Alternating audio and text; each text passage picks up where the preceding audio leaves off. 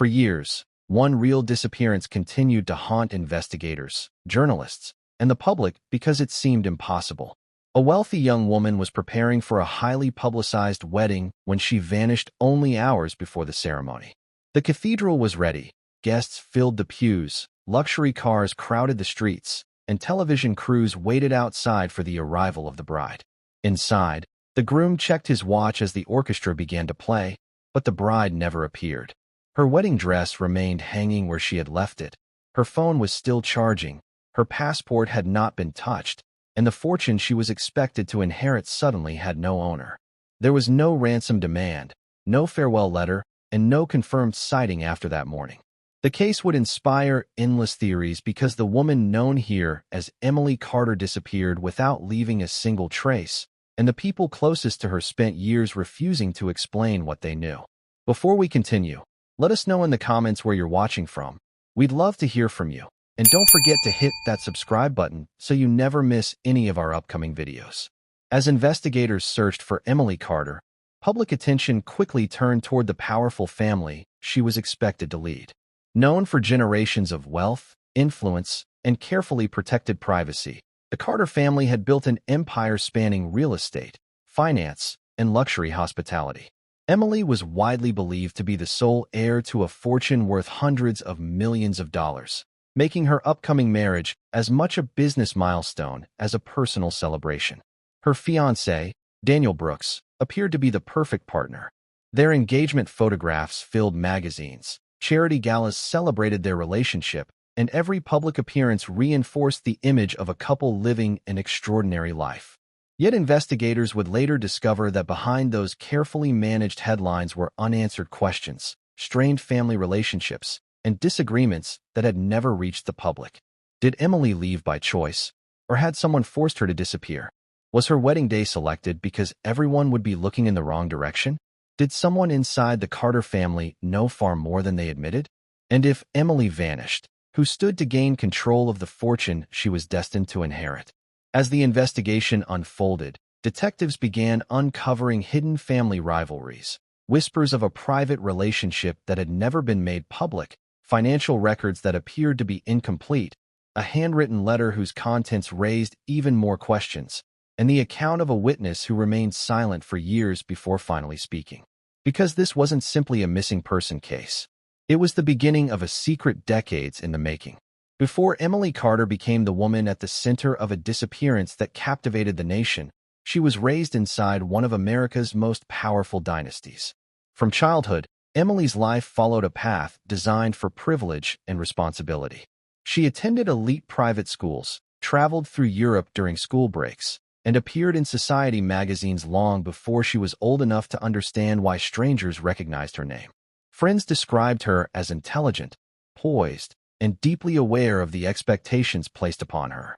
As the only heir to the Carter fortune, Emily was constantly reminded that one day she would inherit a business empire worth hundreds of millions of dollars. Publicly, she embraced charity work, attended fundraising galas, and became known as the polished face of the Carter Foundation. But behind the cameras, the pressure was relentless. Every decision she made was measured against the future of the family name, and every public appearance carried the weight of an inheritance that seemed impossible to escape. Inside the Carter family, loyalty and tension often existed side by side. Emily's father, William Carter, controlled much of the business empire and was known for his demanding standards. Her mother, Eleanor Carter, protected the family's public image with quiet precision. Her grandfather, Richard Carter, remained the respected patriarch whose influence still shaped major decisions. Around them stood board members, longtime advisors, and the family lawyer, Charles Whitmore, a man trusted with private documents and confidential negotiations. To outsiders, the Carter family appeared united and supportive, especially as Emily prepared for her wedding. Yet investigators would later discover disagreements over inheritance plans, business control, and Emily's future role inside the company. Conversations that once seemed ordinary would later take on a darker meaning, suggesting that beneath the polished surface of wealth and tradition, hidden tensions had been building for years. Emily's relationship with Daniel Brooks appeared to complete the perfect public image. The two met at a charity gala, where Daniel's confidence and charm quickly attracted media attention. Their romance unfolded in front of cameras and magazine headlines, and when Daniel proposed during a private dinner overlooking the coast, the engagement became a national fascination. Wedding planners designed an extravagant ceremony at the cathedral, luxury hotels were reserved for guests, and newspapers called it the wedding of the year. Emily and Daniel smiled through interviews, posed for glamorous engagement photographs, and seemed to embody the fairy tale future everyone expected. But only weeks before the wedding, Emily quietly confided to a close friend that she felt someone was following her. She noticed the same dark vehicle near her apartment, outside charity events, and even near wedding appointments.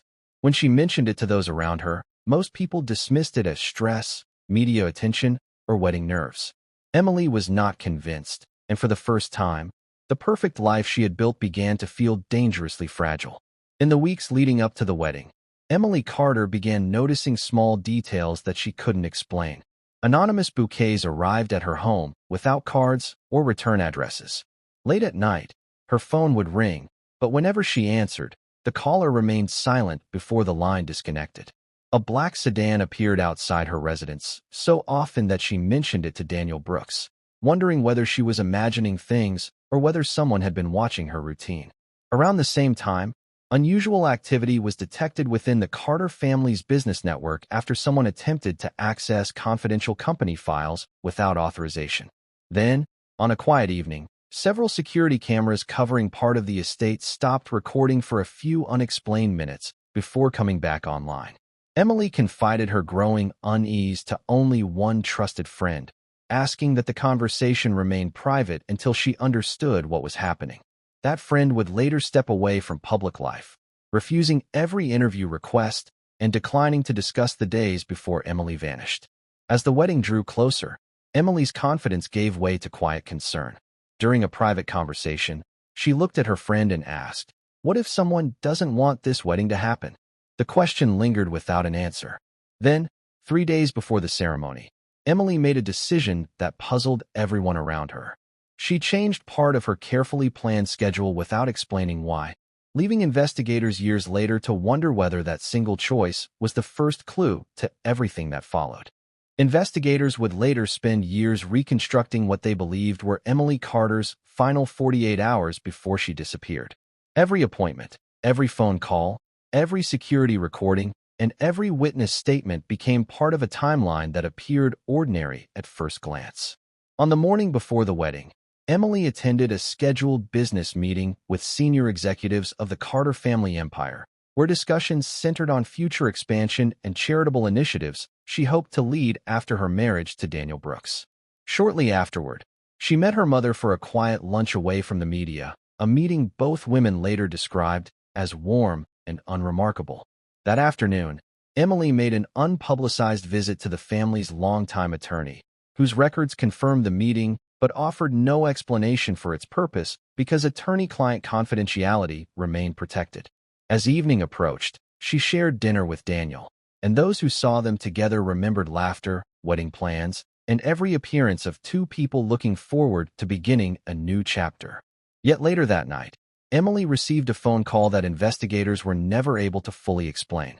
Within hours, she quietly canceled one appointment scheduled for the following morning, requested additional security around part of the estate, and approved a small change to the wedding timetable without telling anyone why those decisions suddenly seemed necessary.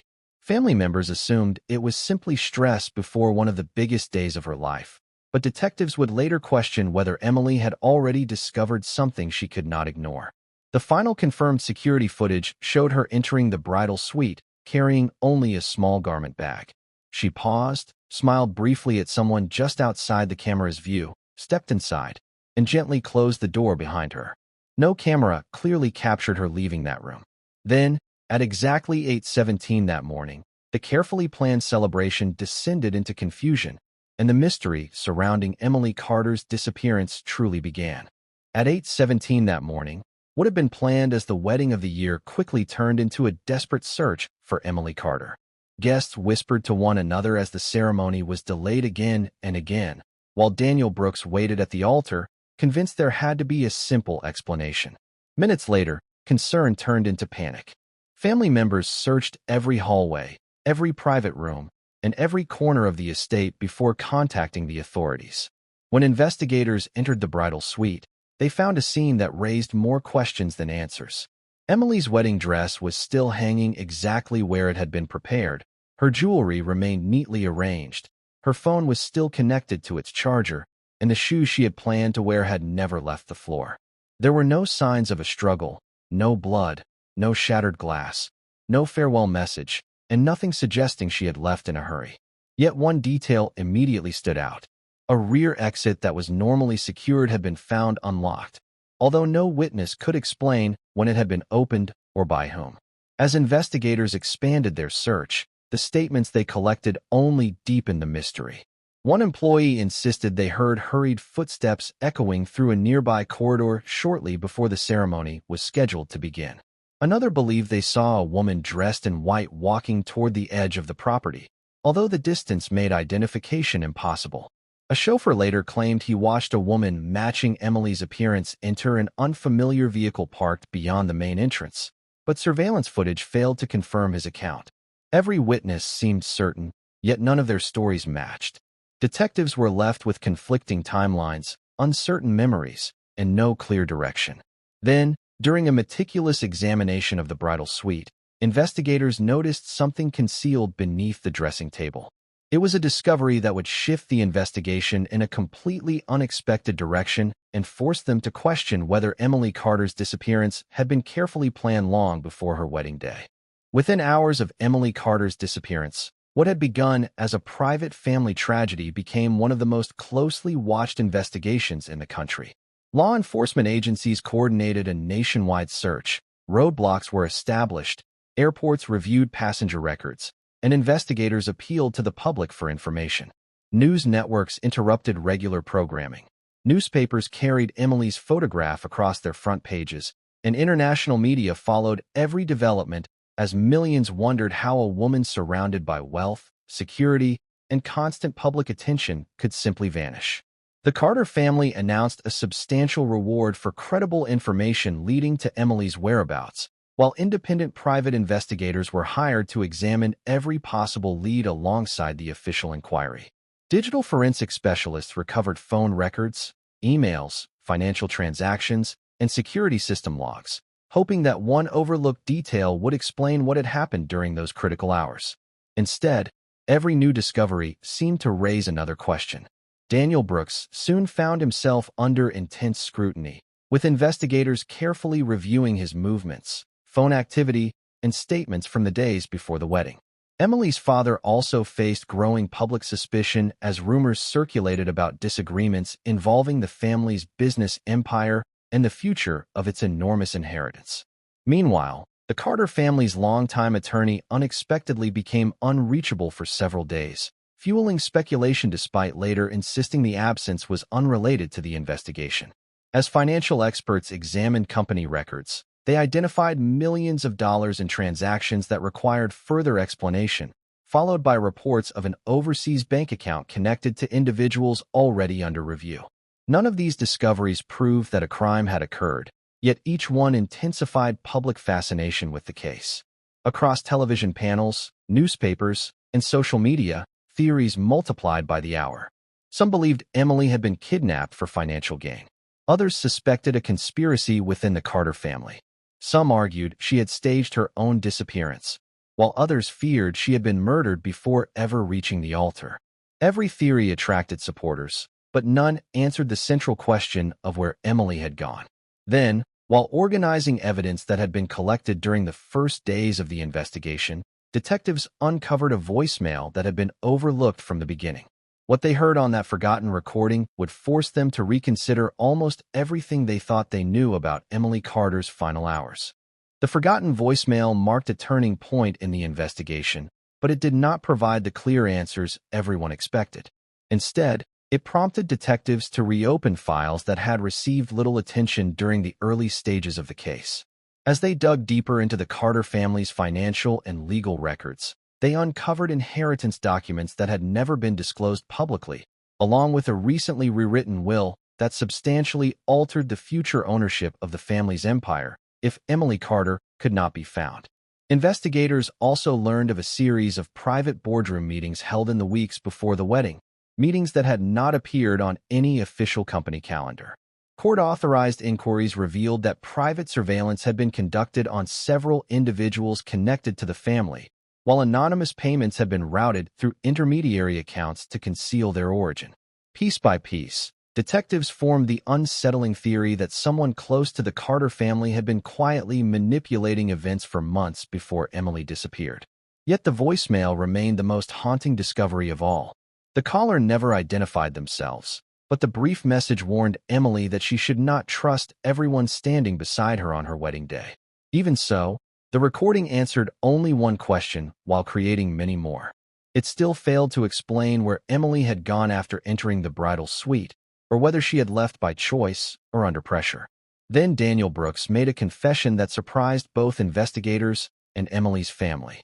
He admitted that, only days before the wedding, Emily had privately expressed fears that someone was monitoring her movements and had asked him to keep those conversations secret because she did not want to alarm her parents until she had proof. Daniel believed she was overwhelmed by the pressure of becoming the Carter family's sole heir and hoped the fears would fade once the wedding was over.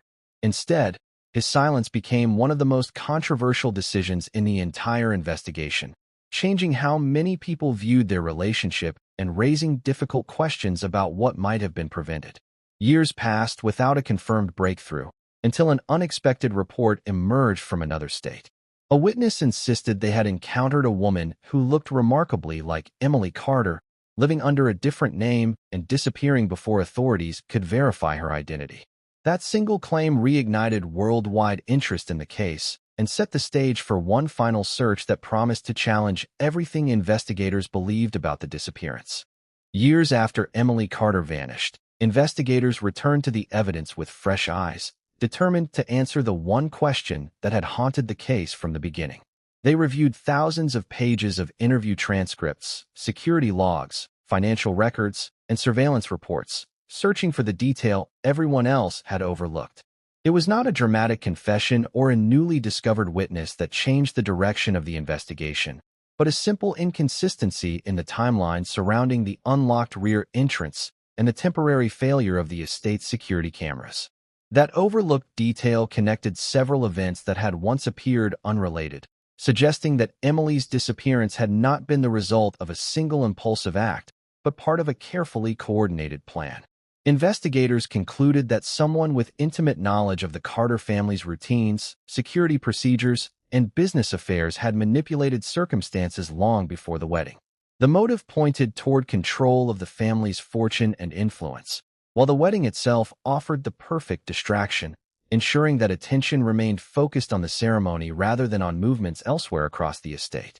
Looking back, the anonymous flowers, the unexplained phone calls, the altered schedule, the rewritten inheritance documents, the private meetings, and the forgotten voicemail no longer seemed like isolated mysteries.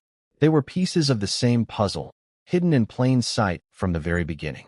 Whether every question had truly been answered remained open to debate, but the case became a lasting reminder that loyalty can be tested by power, trust can be weakened by secrecy, and extraordinary wealth cannot guarantee safety. For those who followed Emily Carter's story, one question continued to echo long after the investigation had ended. If you had been there from the beginning, would you have recognized the warning signs before it was too late? The disappearance of Emily Carter remains a story that continues to raise difficult questions about trust, family, and the price of extraordinary wealth. Whether you believe every clue points toward a carefully planned conspiracy or think one critical piece of evidence is still missing, the mystery reminds us how quickly appearances can fall apart when hidden agendas begin to surface. Now we'd like to hear your thoughts. If you had been one of the investigators assigned to Emily's case, what clue would you have focused on first? Do you believe justice was truly served, or do you think the full truth was never uncovered? And from the very beginning of this story, who did you suspect the most, and why? Share your theory in the comments, because some of the best discussions begin with a different perspective. If you enjoyed this documentary and want more suspenseful mystery stories, don't forget to like, subscribe, and turn on notifications so you never miss our next investigation. And if you think Emily Carter's disappearance was difficult to explain, wait until you hear the next story, where a billionaire vanished during a private flight. But when the aircraft landed, there wasn't a single passenger on board.